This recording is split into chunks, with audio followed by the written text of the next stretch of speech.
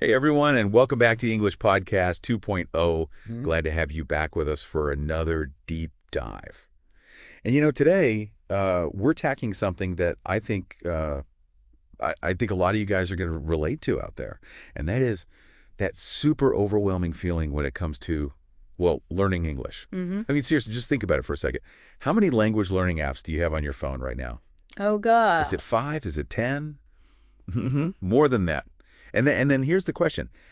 How many are you really using consistently? I'm guessing probably way less than you downloaded to begin with. Right. So here's the thing, though. It's not about motivation, right? I mean, and you wouldn't be here listening to this if you weren't serious about improving your English. Exactly. It's really just that there's so much out there. It's like drinking from a fire hose. Yeah. We kind of get tricked into thinking that more equals better when it comes to learning resources. It really does. But the truth is, having a lot of different things can actually make it harder to learn a language. It's like having a kitchen that's packed with every single gadget you can imagine, but you still end up just using the same old knife and cutting board. Okay, so I like that analogy. That's perfect. So let's break down what we're calling this overwhelm problem. Yeah. Okay, from what I've seen, it seems like it really boils down to like 4 major hurdles. Okay. So first, you've got that classic too many choices situation, right? Oh, yeah. You've got the apps. You've got the books, websites, courses. It's like going into a bookstore and just wanting to buy every single thing, but then you just end up leaving empty-handed because you can't even choose. Yeah, and that leads straight into that second hurdle. Scattered attention. Yeah. You're listening to a podcast and then suddenly your phone's buzzing with a grammar quiz reminder, and then you see somebody on social media talking about their awesome language partner. Yeah. And it just becomes this constant multitasking without any real focus. Right. And then that feeling kicks in, that time pressure and guilt. Ugh.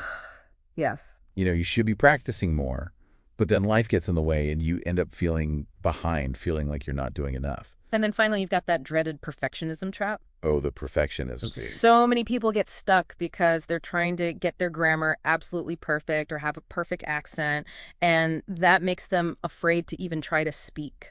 Yeah, and I think that's a huge roadblock, isn't it? Yeah. Because you're so afraid of making mistakes, you never actually use the language. It really is. You never make any real progress. Absolutely.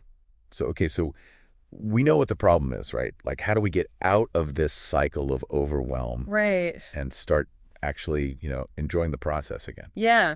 How do we make it fun? Yeah. And that's what we're diving into today. And we're talking about 2 really interesting and game-changing, I think, concepts. And that is the 80-20 rule and this idea of JOMO, the joy of missing out. I love that. Have you heard of the 80-20 rule before? Oh, yeah. It's a pretty common principle. It essentially states that you get about 80% of your results from only 20% of the work you actually do. So the tricky part is figuring out which 20% is the most important and then focusing on that. So how does that apply to something like learning English? Well, think about all the hours that you might be spending doing things that don't really matter. Like maybe you're spending hours just memorizing vocabulary, but you never actually use those words when you're speaking. Or maybe you're just passively watching movies with subtitles on, but you're not actually practicing speaking or writing. So basically what you're saying is we need to really pinpoint those high-impact actions, right? The things that are really going to move the needle. Exactly. It's all about focusing on the things that are going to make a real difference. But here's the thing. Letting go of the other 80% can be kind of scary. It is. It really is. There's that feeling that you might be missing out on something important. That's where JOMO comes in. It's about shifting your perspective and making that missing out feeling into something positive. Realizing that when you say no to certain things, you're actually saying yes to what really matters. It's kind of like saying, you know what, I'm okay with not jumping on every single new trend in language learning. I'm going to stick with what works for me. Exactly. JOMO is about being in control of your time and energy. It's about creating a learning experience that feels good, that's sustainable, and that's a lot more effective. Something I think this is especially interesting for our more introverted listeners out there. JOMO can really be a secret weapon because, introverts, I think a lot of times they thrive in environments that allow them to have that deep focus. Yeah. To have meaningful connection but not be overwhelmed. It's true, and JOMO lets you customize your learning, Like, instead of feeling like you have to participate in these giant group conversations, maybe you could focus on doing, like, one-on-one language exchanges. Right. Or if you know you're someone who needs a little bit of time to process information before you actually speak, you can do more solo activities like journaling or reading. Exactly. JOMO is all about honoring your own learning style and what works best for you. So we've talked about the why. Now let's get into the how. How do we actually put these ideas, the 80-20 rule and JOMO, into action? Well, we've got a step-by-step process that will help you streamline your learning routine, zero in on those high-impact practices, and really make JOMO a part of your everyday life. So step one, it's all about taking stock of what you're currently using. It's time for what we're calling a resource audit. Imagine you're cleaning out your closet, but instead of clothes, it's your English learning tools. It's time to be honest with yourself. Grab a pen and paper or open up a note on your phone and write down everything that you're using. Apps, courses, textbooks, podcasts, anything and everything. So once you have your list, you gotta kind of decide what to keep, toss, maybe write. Exactly. For each thing on your list, ask yourself these questions. Do I actually like using this? If the answer is no, it might be time to get rid of it. Learning a language should be fun. You don't want to force yourself to use something you don't like. Yeah, and I think another important question is, does this even fit into my schedule? Oh, that's a big one. I mean, let's be real about how much time we actually have, Right. right? If something requires like hours and hours every day, but you have a busy life, it's just not going to be sustainable. And the most important question is this actually helping me get better at English? Are you actually seeing results? Is your fluency improving? Is your vocabulary growing? Are you feeling more confident? So after you've thought about each resource, you can start to choose the ones that you really want to keep. The ones that you enjoy that fit your schedule and that will really align with your goals. That becomes the foundation of your new and improved learning plan. And I love this. It's all about being selective. Yes. It's okay to say goodbye to the things that aren't really serving you. Exactly. Remember, you're not missing out. You're actually making space for the things that are going to help you the most. And once you've done that, you've kind of decluttered your learning toolkit, then you can move on to step two, which is all about focusing on those high-impact practices. That's where we separate the really important stuff from the extras. We're talking about the difference between the core practices and the supporting activities. It's kind of like building a house, right? Eh. The core practices are going to be your foundation, your walls, your roof, the things that are absolutely essential for structure and stability. That's a good way to put it. Supporting activities are kind of like the landscaping or the interior design. They add to the overall experience, but the house can still stand without them. So what are some examples of those core practices? What are those foundational pieces? Well, speaking with a partner is a great one. It could be a language partner or a tutor. It forces you to actually use the language and to get feedback in real time. Yeah, that's so important, right? And what about writing? Writing is another crucial one. It could be emails, journaling, creative writing, anything that gets you putting your thoughts into written English. It really helps to solidify your grammar and vocabulary. And then, of course, we have active listening, right? Yes, that's a big one. It could be listening to a podcast or watching a video and taking notes, or even shadowing, which is where you repeat what you hear. It's great for pronunciation and fluency. So those are the core pieces. But what about the supporting activities? Supporting activities are great for just getting more exposure to the language and reinforcing what you've already learned. It could be things like watching movies or TV shows with the subtitles on. What about listening to music? Listening to music, of course, reading books and articles, or even, just scrolling through social media in English. So the key here is just being mindful of how much time you're spending on these supporting activities, right? Exactly. They should be a complement to your core practice, not the other way around. And this is where JOMO comes in again.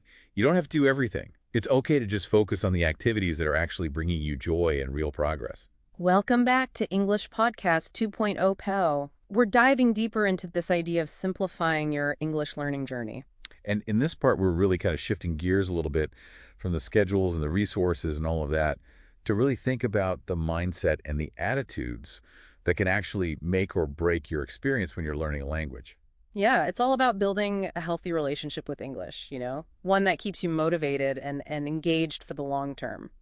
And we've pinpointed 4 key success principles that I think can really make a huge difference. And they all tie back to what we were talking about earlier, the 80-20 rule and JOMO. So are you ready to explore those? I am Let's dive in. So principle number 1, and I think this is probably the most important one, is give yourself permission to do less. This is where JOMO really comes in. It's not just about knowing that 80% of your results come from 20% of your efforts. It's about really letting that sink in and letting go of the rest. It's about saying, you know what? I don't need to try every new app or every single method out there. Mm. I'm going to focus on the few things that I know work for me and that I actually enjoy. Exactly. And remember, this isn't about being lazy or cutting corners. It's about being strategic. It's about being intentional. When you focus on fewer activities, but those activities are high impact, you actually make progress faster and you feel less overwhelmed. So embrace that JOMO. Mm. Give yourself permission to say no, and I think you'll be surprised at how much your confidence will grow. Principle number 2 is about where you put your focus. Progress over perfection. And I think this is so important for people who tend to get caught in that perfectionism trap. It is, because it's easy to get so hung up on the tiny details, Yeah. obsessing over every single grammar mistake or, that little Yeah. slip up in pronunciation. But language learning is a journey, not a destination. There's always going to be something new to learn. There's always going to be room for improvement. If you wait until you feel perfect before you start speaking, you'll never actually speak. That's so true. So celebrate every step forward, no matter how small it seems. Did you use a new word in a conversation? Did you understand a bit more of a movie without subtitles? Did you feel a little less nervous talking to a native speaker? These are all wins worth celebrating. Remember, progress isn't a straight line. It's messy. There are going to be ups and downs. It's a winding path. But embrace the journey and don't let that pursuit of perfection hold you back. And that leads perfectly into principle number 3, embrace imperfection. Yeah, and I think this one's a big one, especially for people who are used to being successful in other areas of their lives. Maybe you're a high achiever at work, or a meticulous planner, or someone who really strives for perfection in everything they do. But language learning requires a different approach. It does. It requires you to step outside of that comfort zone, to experiment, to make those mistakes, and then learn from them.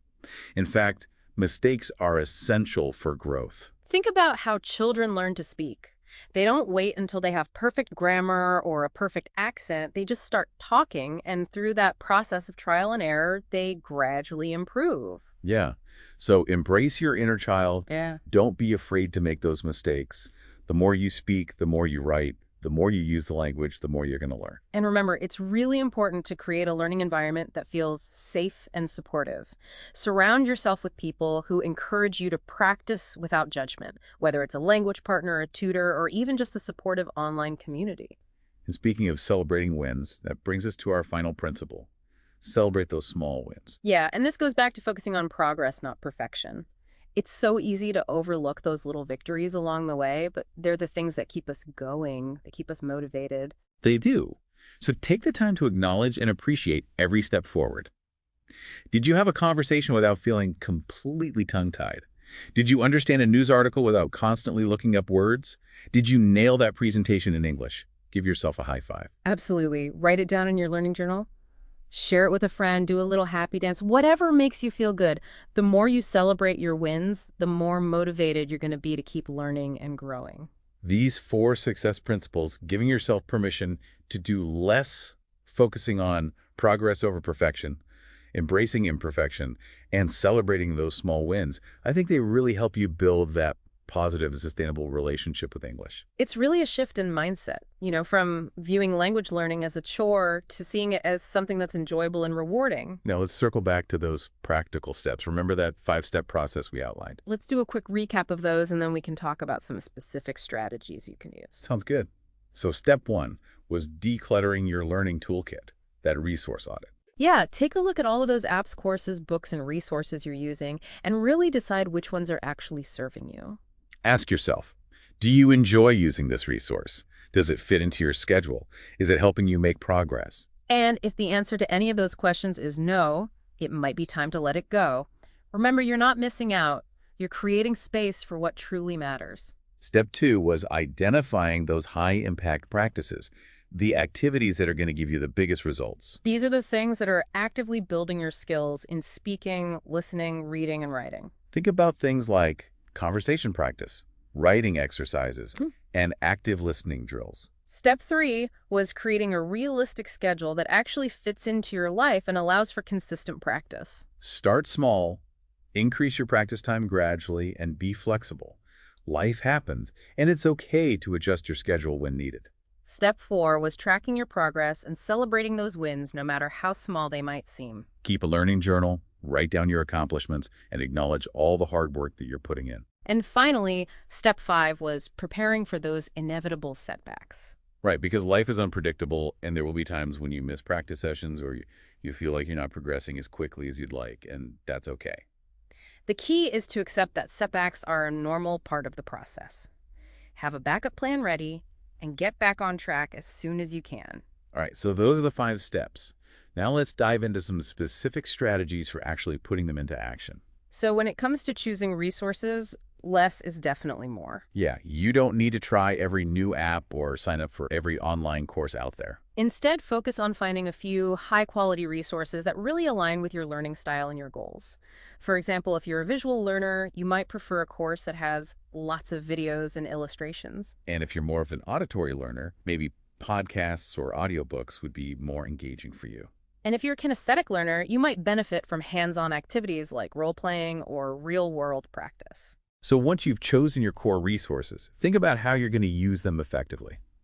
That's where active learning comes in.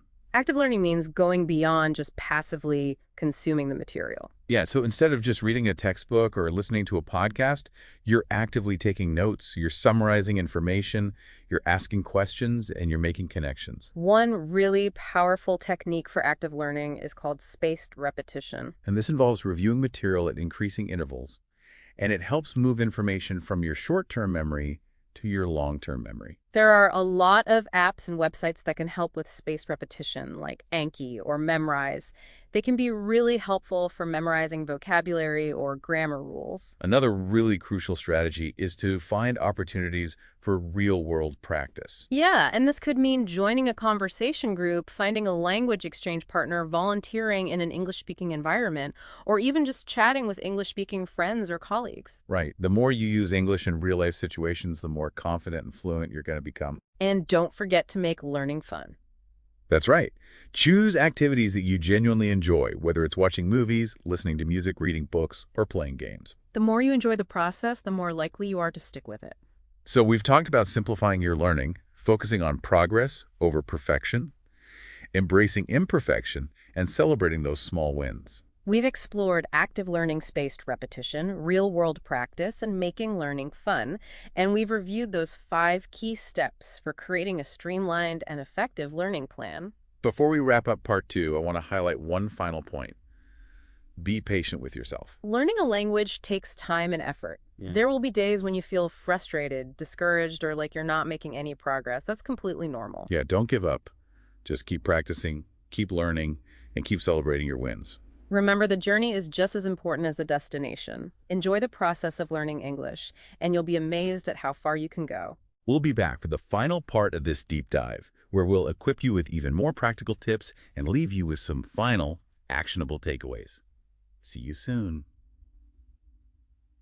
And welcome back to English Podcast 2.0 for the final part of our deep dive into simplifying your English learning journey. You know, we've covered a lot, haven't we? From decluttering your resources to embracing imperfection and everything in between. Yeah, it's been quite a journey so far. Now it's time to kind of bring it all together, and we're going to leave you with some actionable steps that you can take right now to start creating a more effective and enjoyable learning experience. Remember that question we asked earlier about what one thing you'll focus on this week to simplify your English learning? Yeah, I think that question really gets to the heart of it, right? It's about identifying that single most impactful action that you can take and actually committing to it. Yeah, it's the 80-20 rule in action. Exactly. So maybe it's finally doing that resource audit that we talked about. Yeah. And saying goodbye to all those apps and courses that you're not really using. Or maybe it's scheduling just 15 minutes every day for some dedicated speaking practice. Or maybe it's choosing one podcast or one book and really diving deep into it using that active learning approach we discussed. Whatever it is for you, choose one thing and make it your top priority this week. And remember, starting small is totally okay. Consistency is what really matters. It really is. Building a foundation of daily habits is so much more effective than those, the sporadic bursts of intense effort. So true. Even though those can feel good in the moment, it's really the consistency that pays off. Now let's talk about some other strategies that you can use to really simplify your learning and boost your confidence. One thing that I always recommend is creating a dedicated learning Oh, space. that's a good one. And this might seem really simple, but it can make a huge difference. It could be a cozy corner in your home, or a desk at a library, or even just a virtual space on your computer. The key is just having an area where you can really focus without distractions. Yeah, make it your own. Add some things that inspire you, maybe some motivational quotes or pictures of your goals, or even just a comfy chair and some good lighting. And I think finding a language buddy can be super helpful too. Oh, I agree. It could be a friend, a family member, a colleague, or even someone you meet online who's also learning English. Having someone to practice with, Yeah. share resources, and support each other, it can really do wonders for your motivation and progress. Absolutely. And you can, schedule regular practice sessions together, give each other feedback on your writing, or even just chat about your day in English. It's about creating a shared learning journey. And let's not forget about immersion.